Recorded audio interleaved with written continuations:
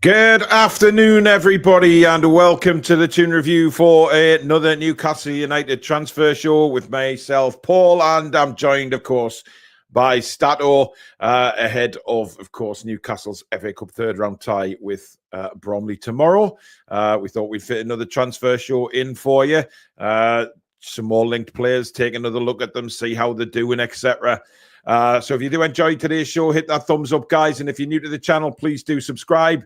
Less than 140 away now from 35k.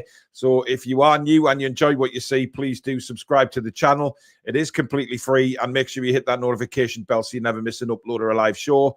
You can support the channel in the usual two ways: by membership, which is the join button just underneath us, and super chats, and that's the $ underneath the live chat, which guarantees your comment to be read out on the show. And of course, a massive thank you to sponsors, Mamaroo Records, based in Whitley Bay. If you're ever into your music and you want to be helped with discounts, tell Steve you're a TDR customer, and he will help you out right in the centre of Whitley Bay for all your vinyls, your CDs, your music merch, and your sport merch, gift cards.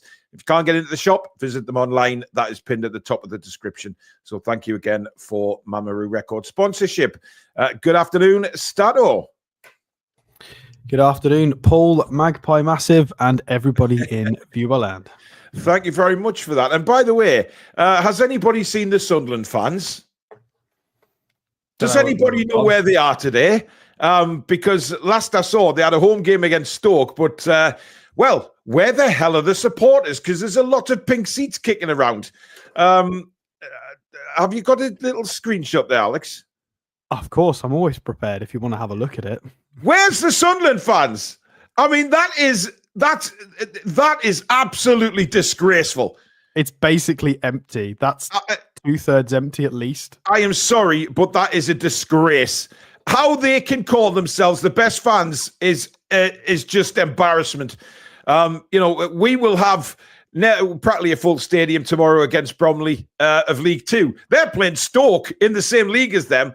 And, well, Nissan must be busy today, Alex. That's all I can say. But Sunderland fans, that is a disgrace. You should be embarrassed. Out of the factory. Yeah, never come at us again saying how wonderful your support is, because that is disgusting. It is laughable. You are laughable. Seriously. I mean, it is 2 minutes in, but still, like 2 minutes in, Alex, it's not going to fit very much here after that, is it? Really? Well, in a cup tie, our stadium's generally full 15 minutes. Yeah, for the War Flags display. That is a sodden joke. It doesn't. It's pathetic. It is pathetic. Incidentally, the 1-0 down at halftime as well to rub salt in the wounds, just to let people know. But hell. You know, let them get on with it. Absolutely. I mean, can you imagine? It showed a picture of their new signing from Napoli coming onto the pitch. What the hell is he going to think? I mean, honestly. Yeah. It showed him coming onto the pitch. Is he at Napoli at the moment? Is that where he was? I thought he was somewhere else. Roma. Sorry, Roma, not Napoli. Roma. Yeah, I mean, I don't know how the hell they've managed that, because Enzo Laffi is a good player. Like, yeah, I am shocked. There's got to be all kinds of clauses and little stipulations in that contract. Yeah. Because as much as I don't like Sunderland, Joe Bellingham and Enzo Laffi is a good midfield for the Championship. It's too good for the Championship. Yeah. So I don't know what they've told him. You know, they must have snuck. I mean, it must be like a Gaza contract. They must have snuck in a trout farm somewhere in Sunderland and conned him a little bit.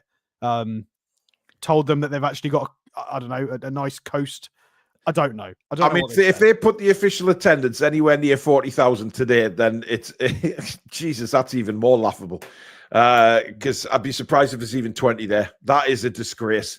And coming on the pitch to welcome a new signing from Roma, and half the stadium's empty. Oh dear, oh dear. You're probably making a loss on that kind of attendance when you think about all of the stewards and policing and safety and workers, and you know, you might not be making any money off that game. Yeah, it's not bad. Yeah, exactly. Now, I've just seen a comment in the chat saying that Newcastle have confirmed Dubravka deal is off.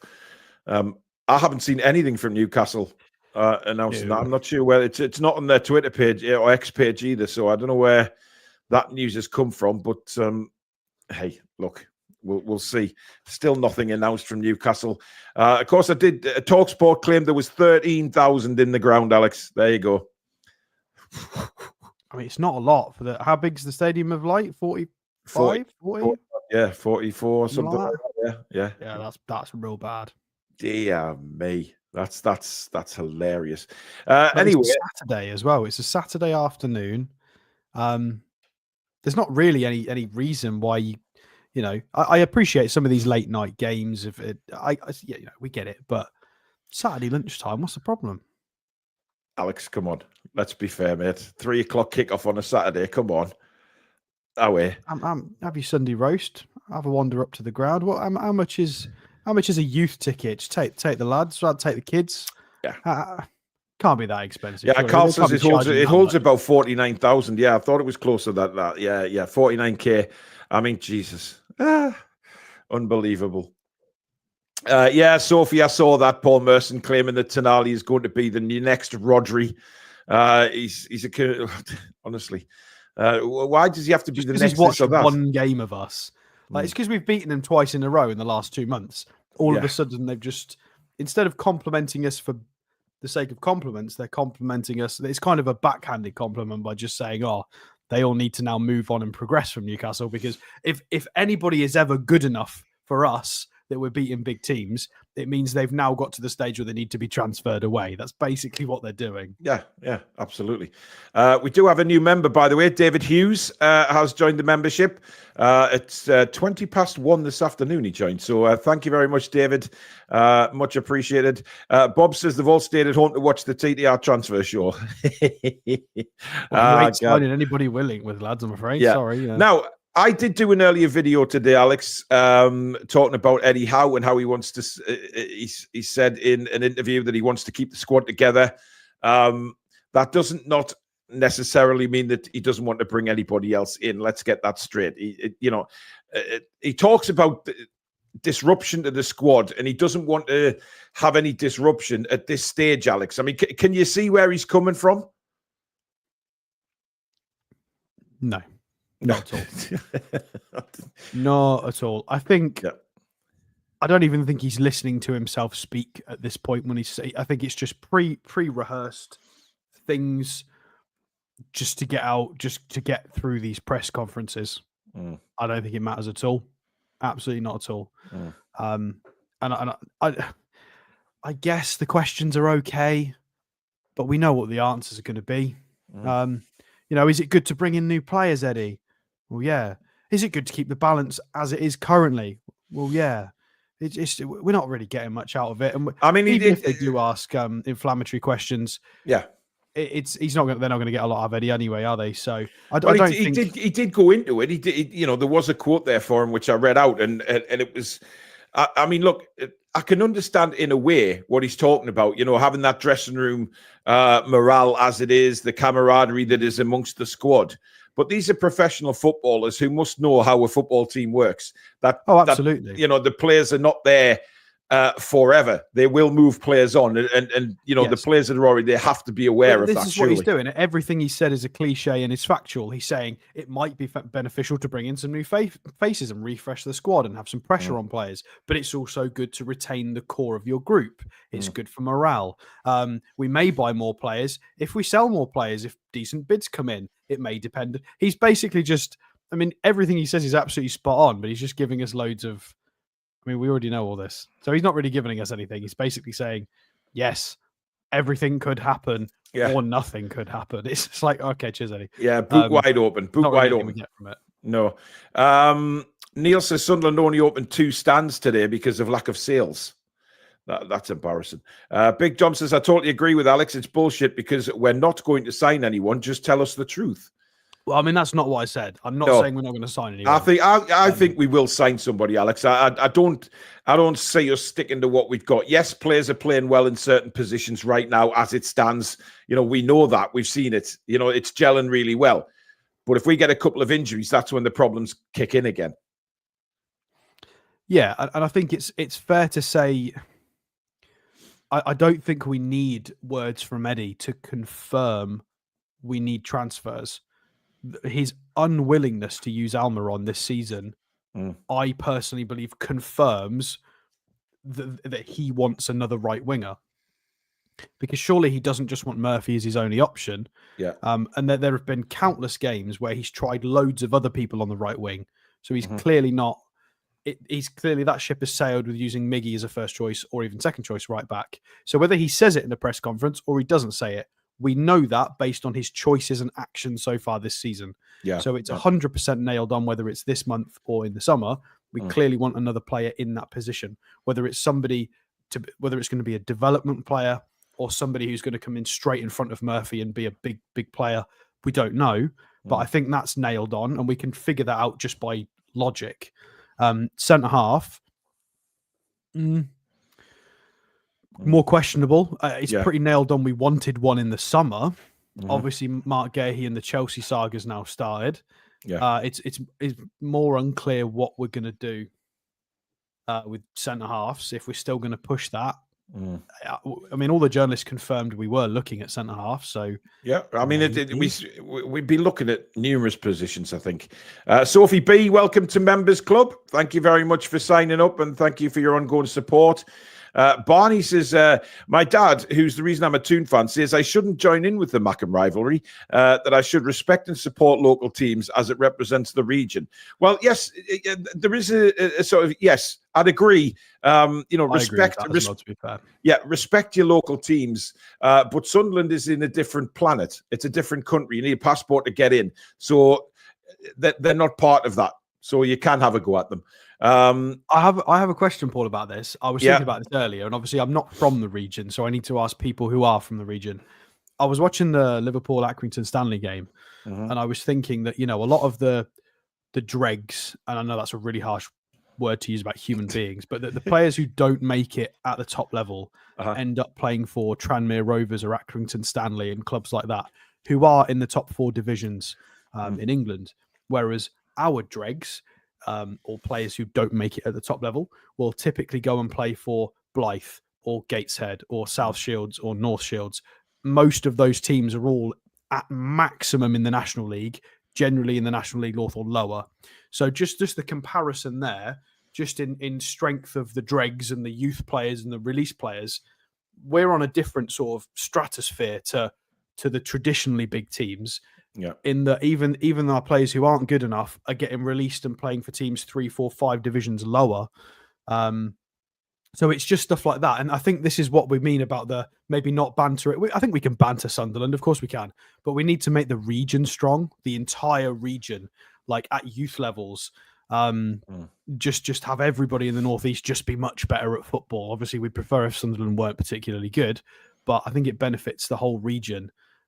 If it's just better, and it means that all of these local clubs will do a lot better as well, which is good for everybody, right? Top Boy Junior says, gutted we lost out on Kusanov to Man City. Would have been the perfect successor for Cher. Yeah, he's signed for Manchester City. Very difficult to turn them down, I guess. Colin says, even if we do bring in a right winger, it's still going to take time for them to develop develop an understanding with Isak anywhere near the one Murphy has with him at the moment. You've got to consider that all. I mean, certainly the link that Murphy has with Isak is incredible right now. The understanding that Isak has of where Murphy's going to put the ball, you can see that every game now. That they have a great understanding. So I guess maybe Eddie's talking about that as well. That sort of thing we don't want to disrupt, but they're not the kind of players that we're talking about leaving the club.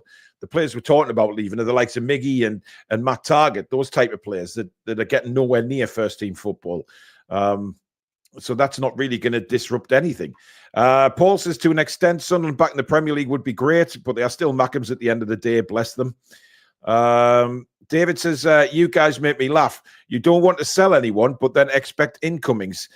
We need to get Trippier, Dubravka, Targett, Almiron all moved on. Newcastle isn't an old people's home. Hang on a second.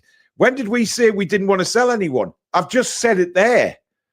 I'm talking about what Eddie Howe said in an interview. He said he didn't want to disrupt the squad. We're not sitting here saying that we don't want to sell anyone.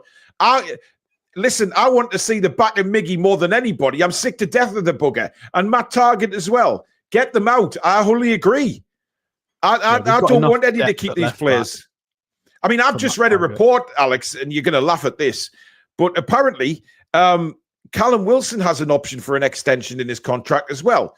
So people are worried that he's going to come back, score a couple of goals, and have that extension given. Right, let's not. Okay, I was reading this earlier, and yeah, let's not get Arsenal levels of head loss about this. If there is any sniff of a contract extension, I believe it would be for the purpose of a sale. But I'm not even sure that we would go for it, to be honest. Yeah, it's one of those things. I wouldn't get too worried. I'd wait and see what the club want to do. Yeah, because it depends if maybe we're not going to put money into the striker position in the next window or 2 windows. Maybe we've got other areas we want to look at. It depends on what the plans are, and that might change. It might change depending on availability or.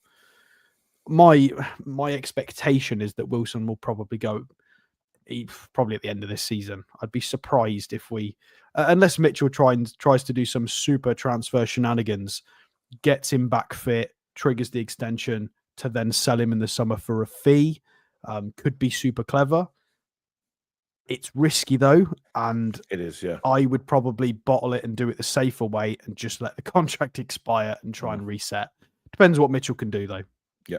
Well, let's see what happens, but we'll take a look at our first player of the afternoon, ladies and gentlemen, and that is Fikayo Tomori, who, by the way, is. I know Billy's a big fan of this guy, and yeah, we've been linked with him again over the last few days, Alex.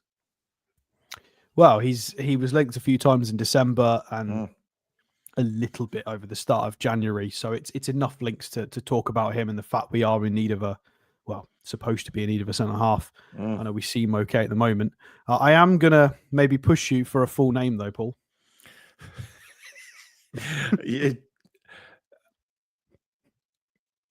Oluwakfikiayomi Oluwademola Tomori. Anjmag, thank you for being a member for 10 months on the channel. Much appreciated. Wilson needs to go before he gets eczema. Interested. Can you pronounce that, Alex? Just out of curiosity? Absolutely not a chance, no. We'll go with yours. Oluwela Damalola. Hey, I think I did well there with that one. Oluwadelamalola. Oh, whatever. Oh, let's have a look at him. Just started floating, but yeah. Yeah. Anyway, so obviously we've looked at Tomori before. He was linked in the summer window before the Mark Gahey situation got silly. We were reviewing several people, Malik Chow and Tomori and several players. He's been linked again, which is interesting. I mean, he typically plays on the left, can play on both sides, right-footed. Most people know him from obviously when he was at Derby with Frank Lampard, and then played quite a lot at Chelsea, and moved away, as did a few from that kind of group. It was Abraham went to Italy, as did Tomori, Loftus-Cheek. They all kind of buggered off to Italy from that group. It was a bit odd. I think they must all be mates. But he's now 27 years old, which makes me feel old because I remember him being a teenager. So, yeah, he's not a young prospect anymore. And he's not, when we were reviewing him in the summer, he was 26 and a half. So now he's looking a little bit older. So this is somebody that you're buying for the next 4 to 5 years. And that's about it. So this is not one for the future. This is one to come in and immediately be the player we need him to be for that age anyway. This is kind of like the Harvey Barnes transfer, but as a defender, kind of. So if we were going to entertain this, he needs to come in and do the business quite quickly. He's on a reasonable contract, but nothing that I don't think is beyond reach for us. It's not exactly extortionate wage, is it? I mean, that's kind of it's pretty average wage, I would think, for a side like. I mean, Milan. We're paying a few of our players over 100, so it's. I mean, I think he would want a good whack returning to the Premier League. But the contract does expire in 2027, so there's a couple of years left. Whether it depends if we go in for the summer or now. I don't think we would go for a player like this now. I'd be surprised. But it's it's on the radar. Whether you believe rumours or not, Fikayo Tomori's name is definitely in a black book somewhere in a scout's drawer in NUFC. 100% he's on a list. Whether he's top of the list, 5th or 10th, he's somewhere on somebody's list to do with analytics and scouting at the club, as he will be for a lot of other teams, because he's a really good profile of player. So Premier League proven as well, which Eddie Howe does talk about. He specifically referenced that in his interview the other day about having experience in the league. Warren says that Tomori is another Kelly. I don't agree with that at all. I think he's levels above Kelly, in my opinion. I think Tomori's, he's shown himself at a higher level. He's played a lot of Champions League minutes. He's been in a team, Chelsea were challenging when he was there and in the Champions League, and we're trying to be a top 4 club, if not a bit more, as were AC Milan. I'm not sure if he was there when they won that Scudetto. Should we have a look? While you're doing that, Revenger 32, thank you for super chat. And he says, Tammy Abraham, anyone? And apparently Sunderland have equalised against Stoke. But carry on, Alex. Yeah, so respectfully, he made 30 starts in the season that Milan won the Scudetto. Yeah, that is not what Lloyd Kelly has done in his career, anything remotely close to that. So that is about as far wrong as you could ever be in your life with a statement about football, I'm afraid, mate. Yeah, he's won a trophy and he was the guy in that central defense. So he deserves a bit of respect. It's a team that have finished second, first, fourth, and second. And he's been fairly ever present in that defensive lineup. And obviously Italy's quite known for being good defensively with the Italian teams. So I think that's maybe a bit of a disservice we're doing Tomori there. Like he's done the hard miles. He's won the trophy. He's got Champions League minutes. I'm pretty sure he's got several caps for England as well. If we have a look at his transfer marked, he has five caps for the senior team. He's probably kicking himself. He didn't declare for Canada now because he's kind of been overlooked. Well, Billy was singing his praises to go to the Euros in the summer, wasn't he? And very disappointed that he missed out. I think he's been very unlucky not to have been. I mean, to be the starting centre half, maybe not, but to at least have been involved in some of the call-ups and squads. Yeah, he's really unlucky not to have been involved considerably more than he has done. It's a bit unfair. I'm surprised he's not put through an application to see if he can change. Maybe it's too far gone now with the 5 appearances. I can't remember how it works with the internationals. But yeah, can play on both sides. Let's go and have a look at how he's done so far this season then. So reasonable 7s-ish around the board for the season. He was injured all the way back last Feb. So it looks like he's kept fit for a long period of time. 185. What's that in proper money? I don't know. It's over 6 foot, definitely. 6'2", isn't it? Reasonable height. So he's on the bench quite a lot recently. Strangely enough, I think that since they changed the manager, he's played a bit more, Alex. I think it's because when they had a managerial change. Well, they did play. He did play against Inter in the derby, and they did win 3-2. To be fair, so he's on the winning end there. Let's have a look. Where is he? There he is. So they've gone Malik Chal and Tomori. So both of the centre halves that we were linked with, and Tomori's played on the right hand side. They've both seemingly done quite well. Tomori's rating, because he's been booked, will have tanked considerably. So his rating was probably more mid-7s.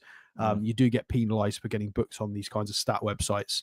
How did he do in the derby, stat-wise? Yeah, so comfortable. I mean, he's right-footed, comfortable playing on the right-hand side. Played the full 90 minutes, 4 clearances, 2 blocks. Reasonable in the duel. He won everything in the air. 3 fouls, a bit much. 89% possession, 89% passing actually is pretty good. 3 out of 5 long balls as well, quite nice. 1 shot off target. Should we have a look at his stats? I don't think we've looked at them yet. Let's probably do that. Where is he? Here he is. So as a centre half, you've got to remember, again, playing in quite a dominant team in his league. They're always one of the top. They're either challenging or they're in and amongst the European places 9 times out of 10, Milan, especially in the last few years. So very, very competent on the ball. High technical player, athletic, strong, physical. Not the fastest, but I think he's considerably faster than somebody like Fabian Schär. Definitely more athletic than Fabian Schär. Yeah. and it's okay in terms of ball progression. He's average, middle of the park for the ball progression, 50th and 51st percentile. So it's okay. Tackle metrics, defensive metrics, maybe a little bit skewed because of, again, the fact he's playing for such a dominant team in the league. Shot volume is okay. Potentially gets involved from set pieces. It's not terrible. Again, he's pretty good technically. He's very experienced. He's a very good passer. In terms of who he profiles like, that might give you guys a little bit more of a clue. Rudiger, Matthias de Ligt, you've got Longley on here, Saliba. So, yeah, you can tell he kind of profiles as that sort of athletic specimen. It's maybe not as fantastic at doing sort of silky Fabian Schär stuff, but he's more of a warrior. And we could do with players like that potentially. It is maybe we're losing a little bit of our offensive output and creative output, because when Fabian Schär has a good day, God, does he have a good day with pinging those long balls about. But having somebody more athletic would definitely help us at the other end not concede as many goals.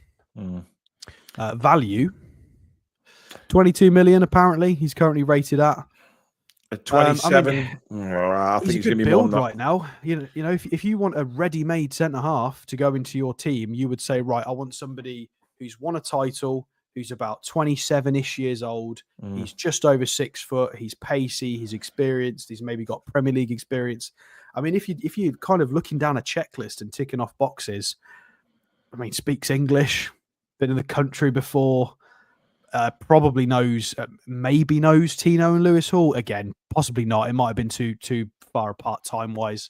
There's not many boxes that he doesn't tick. I mean, he's not an elite signing. I don't think he's an elite player, but he's certainly up there. I think he's certainly good enough to play. Yeah, in the top class bracket, he's not elite, but he's in that. Maybe I'd say he'd probably be a bit more than 30 than 22. I would probably look maybe 30. Yeah, I'd say that's probably how much Milan would command. Yeah, and I think you get him for probably half of what Mark Gahey was going to cost. You know, he'd be wanting probably 100,000 per week plus, and there'd be a reasonable transfer fee.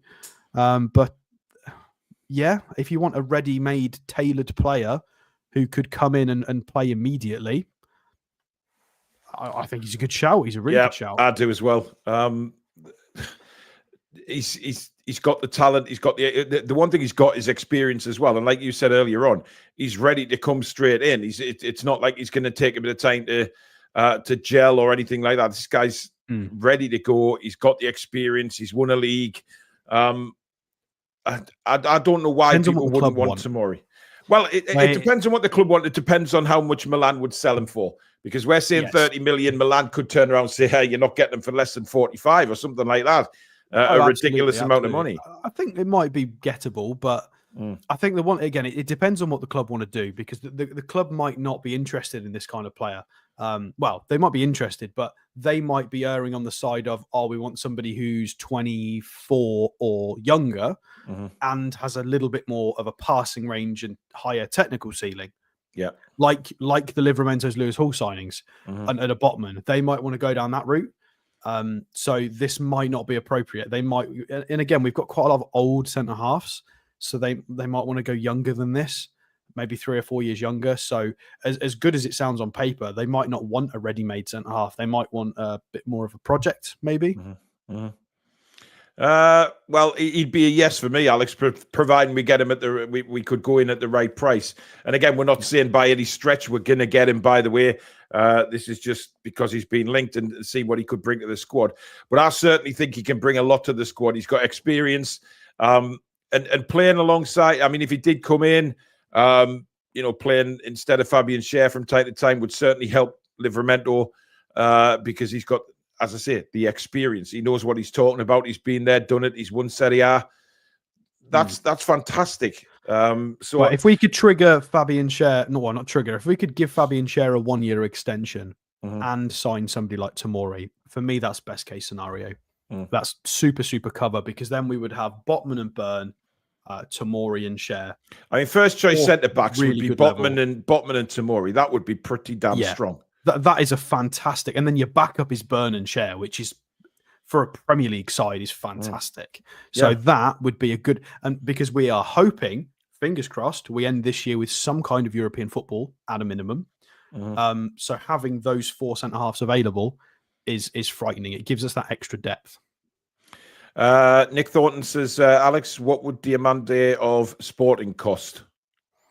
It's probably out of our price range. Although Man City have just kind of blown their load a bit with all of their...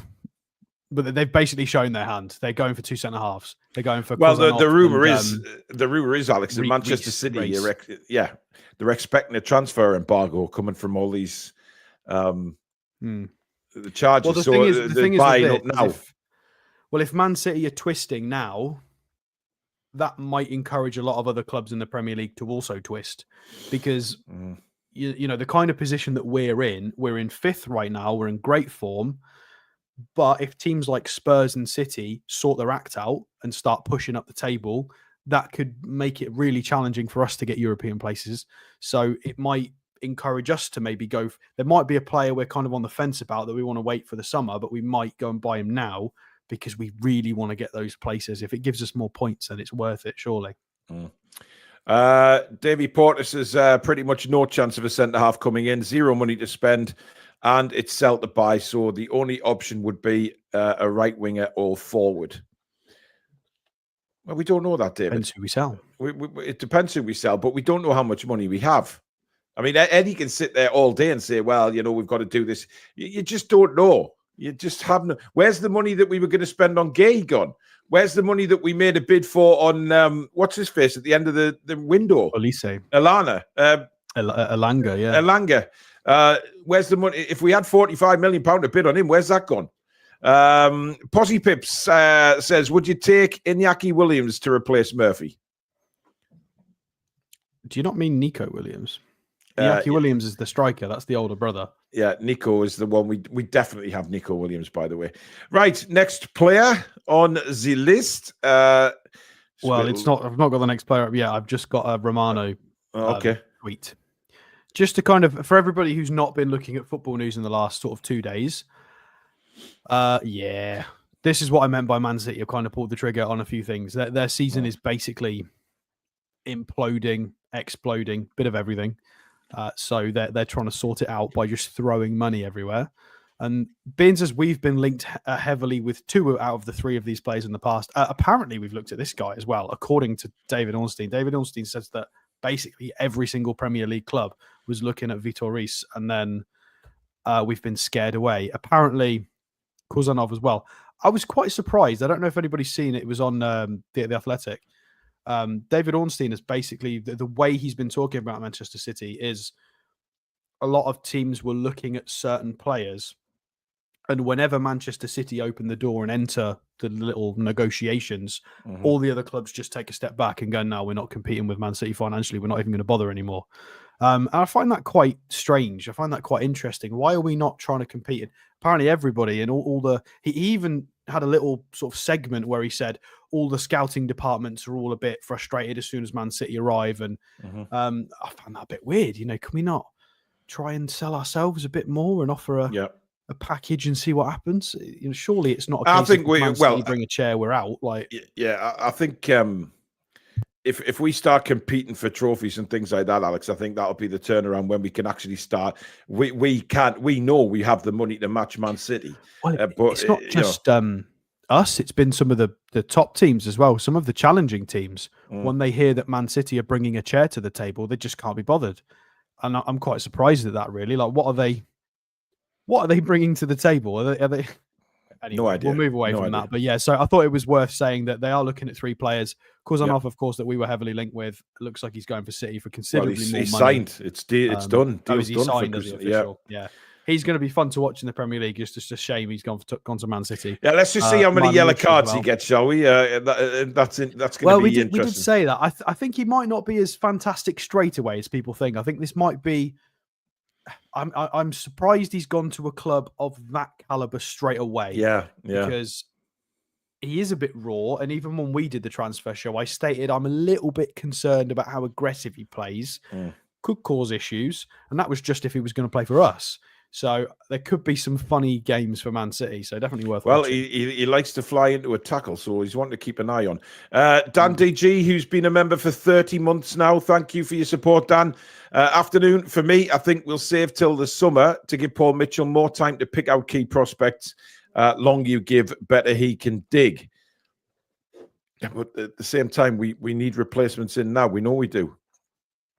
Right. Next player.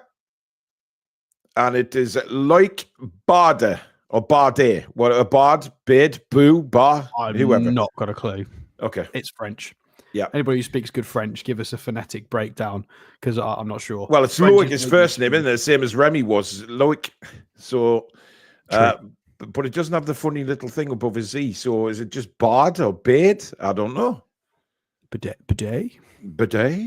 Badé. I'm away. Anyway, carry on, Alex. Few people might remember this guy. He was at Forest for a little bit.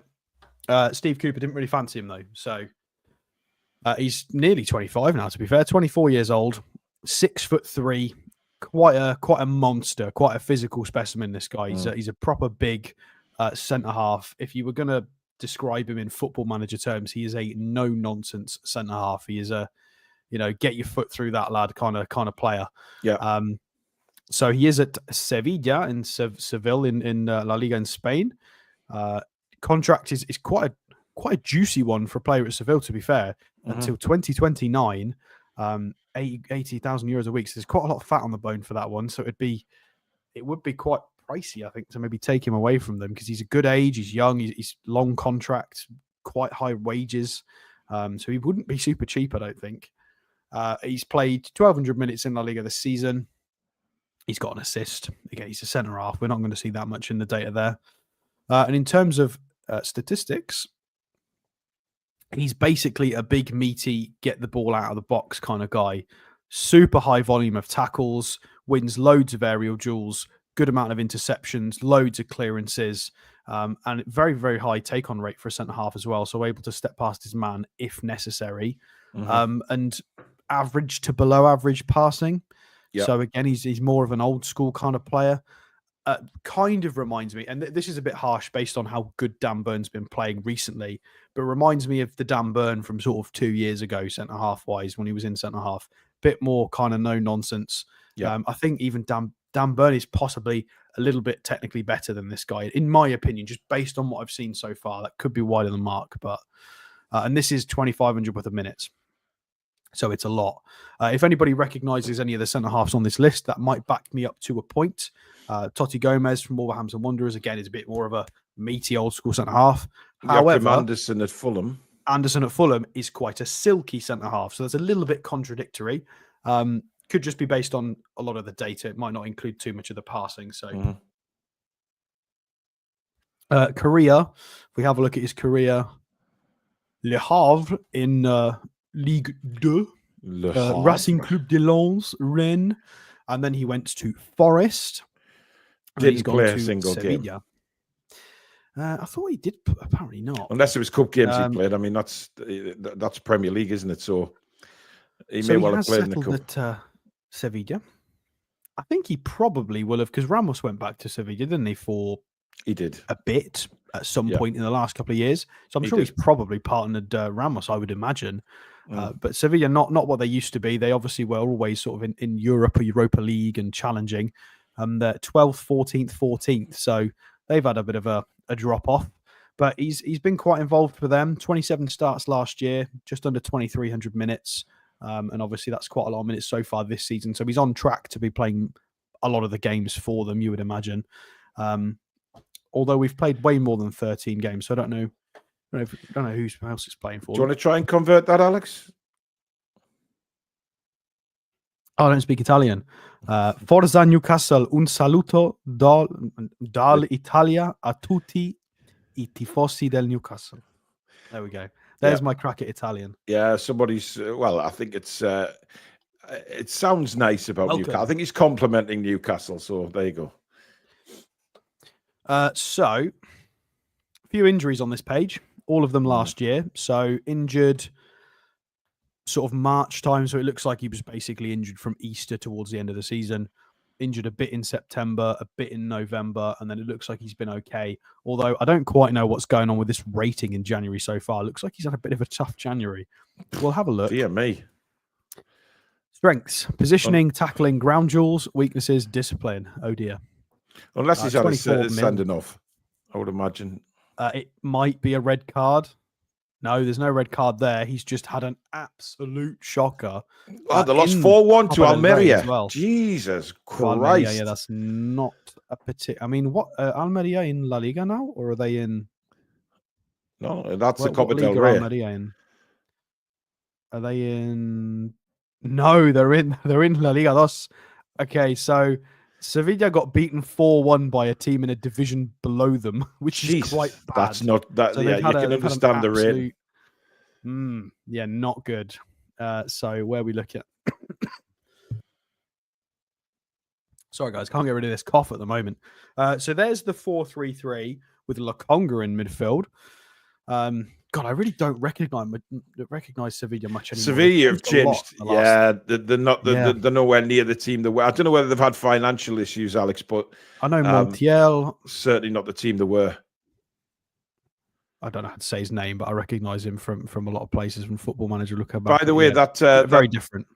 Aaron's translated that for us to say "Salut from Italy for the team and fans of Newcastle." Oh, that's very kind. There you go. It's nice to have some positive Italians because they weren't very happy with us when we signed Tonali originally. So. No, they weren't. By the way, Plymouth have taken the lead against Brentford. Wow. Anyway, why was he so bad? What's happened here with his 5.9? Because that looks quite awful. I mean, at least he's standing in the right place. Well, that's maybe all he did, Alex, by the looks of things. Oh, he gave away a penalty. One clearance, one interception, one tackle. Reasonably good in the duel. A couple of fouls. One was a pen. 6 out of 12 long balls. Not terrible. Yeah, we were talking about a team below them.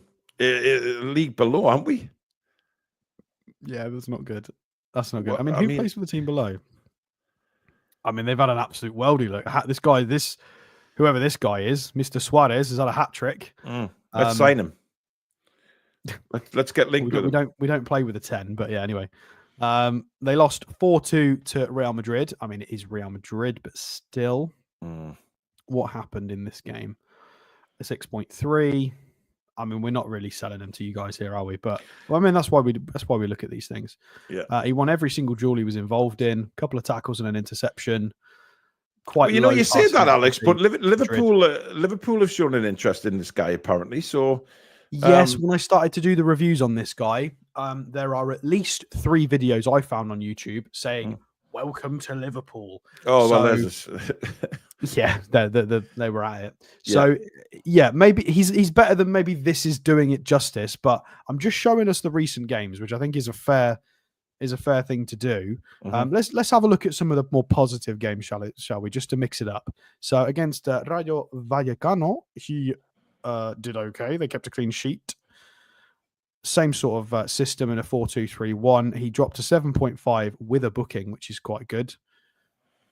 What have we got? 7 clearances, 3 blocked shots, an interception, a tackle.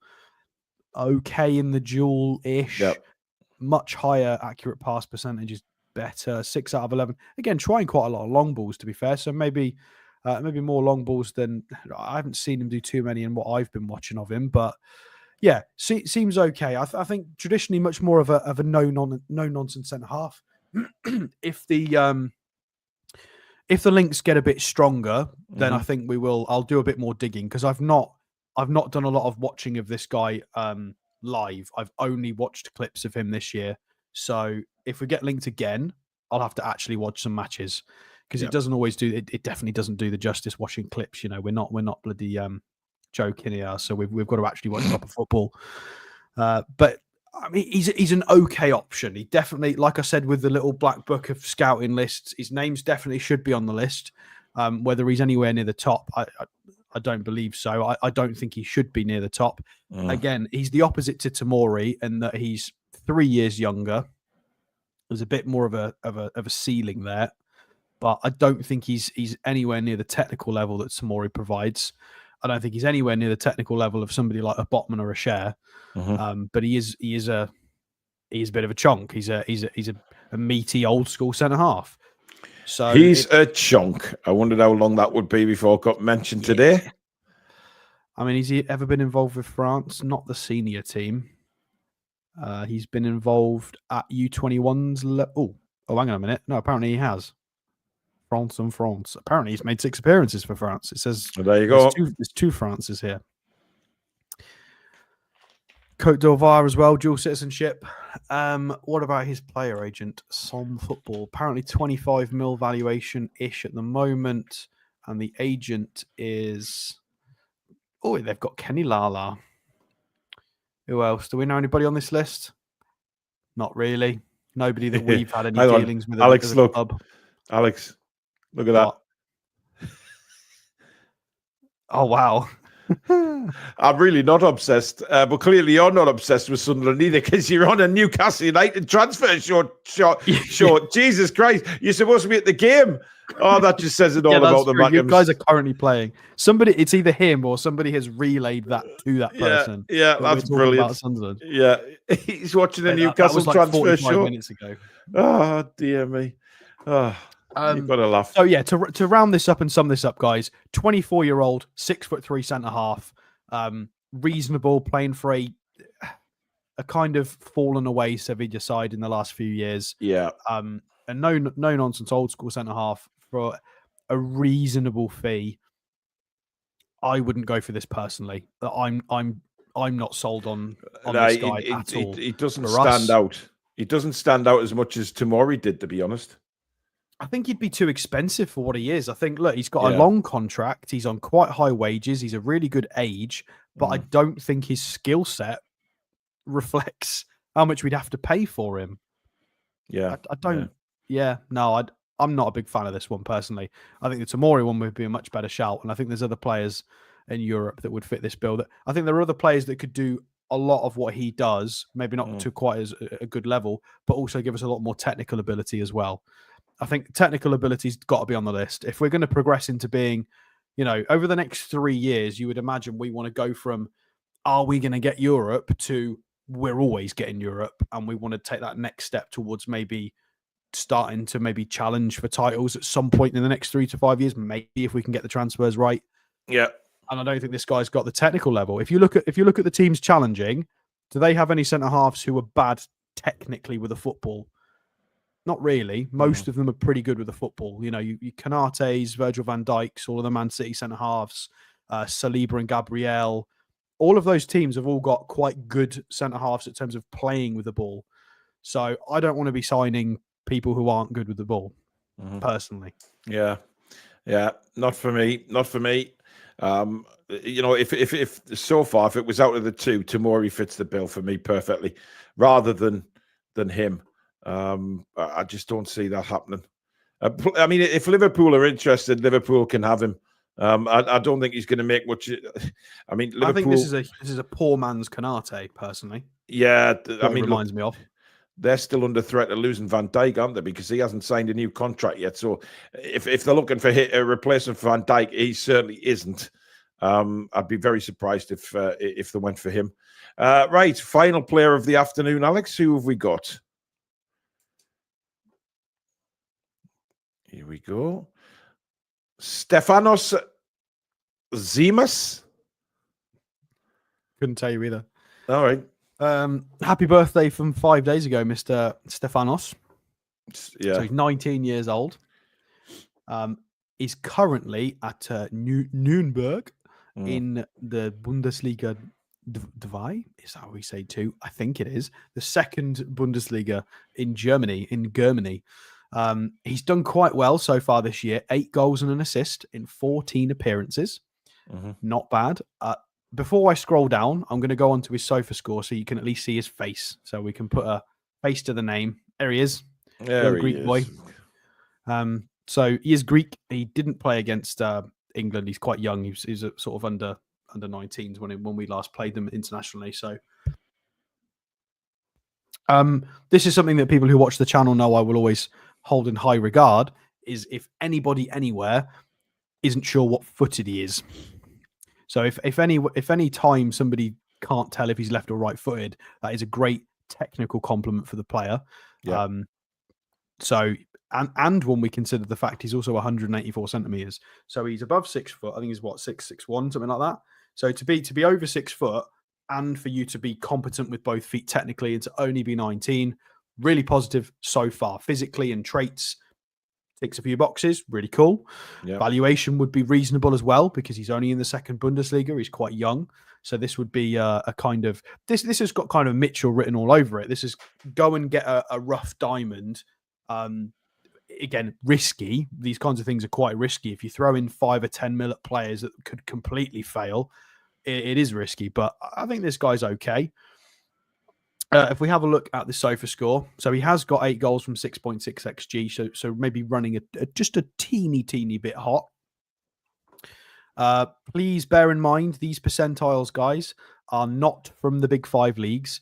These are from the men's next 14 competitions. So things like MLS, the Belgian league, the Eredivisie, Portuguese league. So still good league. So it's still reasonably good data. So let's just have a look at the numbers more than the green bars, to be fair. So progressive carries, three per game is really, really solid.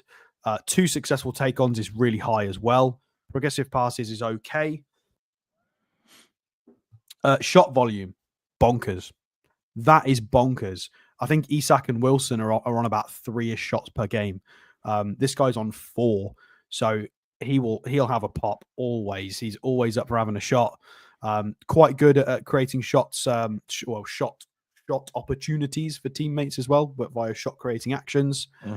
Looks like he's quite energetic as well, putting in some blocks and tackles.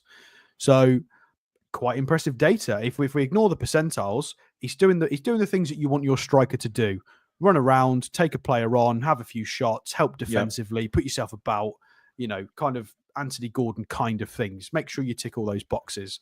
So the actual numbers he's putting up, really impressive. There's not really going to be much else on FBref, to be fair. So yeah, he is not owned by Nuremberg at the moment. He is owned by how do we say them? PAOK, or do we say PAOK? Well, it's say PAOK. Okay. We used to say PAOK Athens, didn't we? But now we just say PAOK Athens. That tends to what we say. He's owned by them still, so he's not actually owned by the German club. If we go to his transfer marked, here he is, and it does say he's on loan, and his contract. Oh, it's Thessalonica, not Athens. Wow, okay. Yeah, no, it's not. Yeah, Thessaloniki. So that's AEK Athens I'm thinking of, isn't it? AEK. PAOK is Athens is AEK Athens. Yeah, AEK, yeah. I'm not super familiar with the Super League in Greece. No. So, yeah, the contract with the parent club doesn't expire until 2028. So he presumably will finish his loan in Germany. So I don't think this would be one for January anyway. But he's an interesting player. And if he continues to do well for the rest of this season, I think he'll definitely be on some radars. I think this is the kind of player that would be on the radars of teams like Brighton and Brentford, possibly more Brentford than Brighton. He's got that kind of vibe about him where he profiles really well. He's a development player. The top clubs probably couldn't be bothered to buy him and develop him, so it would be up to a middle ground club like a Brentford or a Brighton, possibly an us, to take a slightly more just a bit more risk and give him more minutes and do the development for him. But we're getting to that point now where we kind of want somebody like Isak playing all of our games if possible. So I don't know how much development we could do. Yeah. So it's there's not too much to go through with him. If we want to have a look at some recent games, we can have a quick look. Yep. So scroll down. I mean, the first page, this is his recent matches. So this is from the end of October all the way up to now. So some positive scores. He had a little bit of a dip early November, a few yellow cards and a few days off. He did have to play like Hoffenheim and stuff though. So playing some big teams. So Hoffenheim, Hamburg and Kaiserslautern. So 3 pretty big teams in Germany, to be fair. And Hoffenheim obviously in the top league. So that's a tough group of fixtures for him.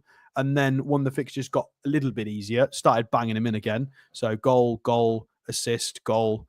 So he scored in the most recent game towards the end of December against Braunschweig. Got a 6 Braunschweig. Why does everything in German sound so bloody aggressive? I mean, I did say it quite aggressively, but I can't help it. It's just it's. I think it's the nature of the accent. Yeah, yeah. Here we go. Here they are. Oh, in wing backs. I don't know why. Why is he got like a red light photo? That's really strange. Why do Yilmaz? Why do I reckon? I was like, why do I recognize that another surname? one? There's another Yilmaz floating around that we've been linked with. It's not him. Yeah. Okay. Oh, they did get a red card as well. So let's have a look at this game. 7.6. Playing up top. He looks like he was running around. I don't know if he favours the right generally, but he did in this game. Actually, we do have a heat map for his entire season. So that's his heat map for the season. So no, he doesn't always favour the right. It's probably just more this game. It might have been an instructional thing. So this game, he played 78 minutes. Again, did favour the right. He got his goal. 2 shots on target, 1 off target. So 3 shots this game with 1 goal. Completed a dribble, missed a big chance. 30 touches, only 8 passes. So again, a bit more of an old school 9. Yep. Ooh, 1 out of 11 ground duels. Somebody bullied him. 1 out of 13 total duels. That's not great. Schooled in this game. Yeah, but he did score a goal. So 3 fouls as well. He was clearly getting a bit wound up with whoever he was trying to take on. I'm quite curious. I might go and watch this game. Man-marked, wasn't it? That sounds a bit like a man-marking. Yeah, I'd have to go and have a look. It sounds like one of these was probably following him all game and he was getting really irate with it. I'll have to go and watch that. That sounds really interesting. They did lose 3-1 here. How did he do? Where am I looking? I don't even know which team I'm looking at. Where's he gone? Oh, he started on the left. Oh, we've gone with a... Okay. Interesting. So he's got a mate now. And we are left-hand side... Oh, God. Centre circle, up front. How did we do here? 1 shot blocked. 2 out of 6 ground duels. Yeah, I mean, yeah, he's young. He seems a bit raw, but he's banging him in. He looks quite positive. If we do get linked with this guy again, then I'm going to go and do a bit more research in case we do get linked. I'm quite curious to see a couple of the more recent games. Yeah, he doesn't look the... But this is a development player. Yeah, this is chuck 5 or 10 mil at it and see if it works in 3 years. It's like a Yankuba Minte type of signing. Let's hope it works in progression. Keith Lee, who's been a member with us for 23 months now. Thank you, Keith. It seems the club rarely target players that are in the last year of their contracts, sign them on a cheaper side now or free in the summer. And Nino, thank you for your super chat. First window, we aren't in the negative due to PSR BS, so expect no signings. Plan is to make Champions League and get that big boost in revenue, then finally flex our muscles in the summer. And Kieran says the Greek Liam Delap.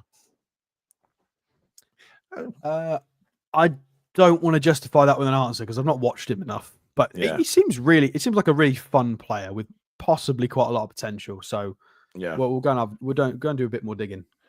Well, there you go, guys. That is the transfer show done and dusted for today. Thank you, everybody that's watched. If you have enjoyed it, don't forget to give it the thumbs up before you leave the stream. It is very important to the channel.